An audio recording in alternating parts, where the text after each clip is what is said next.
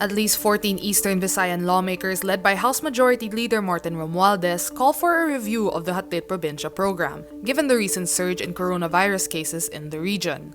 The legislators say Thursday, June 18, the spike in COVID-19 cases in the region was observed as soon as Hatid Probinsya was implemented. Eastern Visayas records 333 cases of COVID-19 as of Wednesday, June 17. The region saw 69 new cases, the biggest spike in cases recorded in the region in a single day, on Wednesday.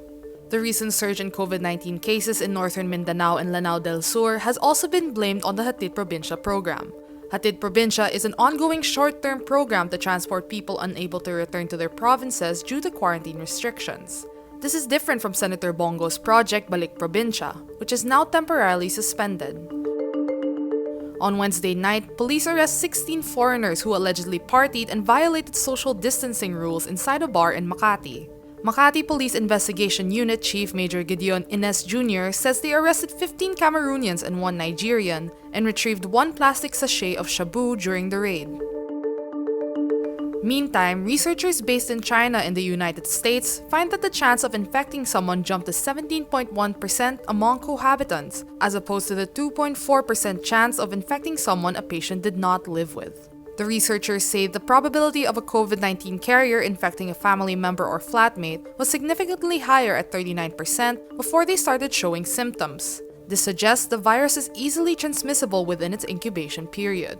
As of Thursday, June 18, there are 27,799 coronavirus cases in the country. Of the 562 new cases reported, 481 are fresh cases and 81 are late cases. There are 1,116 deaths and 7,090 recoveries so far.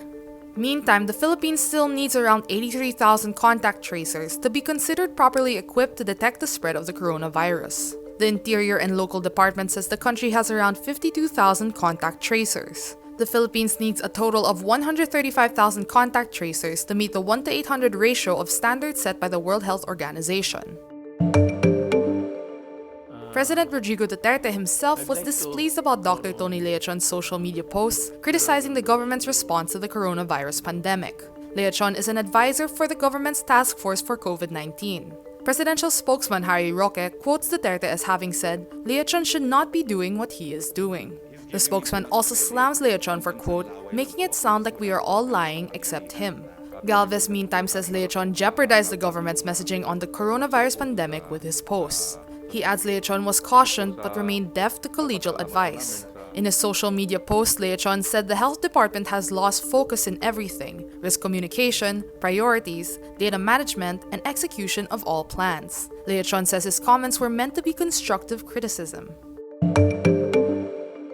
Cagayan de Oro City Representative Rufus Rodriguez wants to amend the cybercrime law so it would explicitly state the prescription period for cyber libel is 1 year only. Rodriguez filed the amendment after Rappler CEO Maria Ressa and former researcher-writer Reynaldo Santos Jr. were found guilty of cyber libel over a story published in 2012. The measure seeks to introduce a new section stating there is only a 1-year prescription period for libel under the cybercrime law, which is not on the current version of the law. The disputed Rappler article was published in May 2012, which means complainant Wilfredo Keng had the right to sue only until May 2013. After Rappler corrected a typo in the story in February 2014, Keng then had the chance to sue until February 2015. But Manila Court Judge Reynelda Estacio Montesa says the 2012 article was republished in 2014 when a typo error was corrected. Montesa's ruling in effect affirms republication makes for a separate libel offense and that cyber libel's prescription period is 12 years. The guilty verdict handed down on Ressa and Santos received widespread condemnation in the Philippines and abroad, with journalists, lawyers, and lawmakers calling it an attack on press freedom and free speech.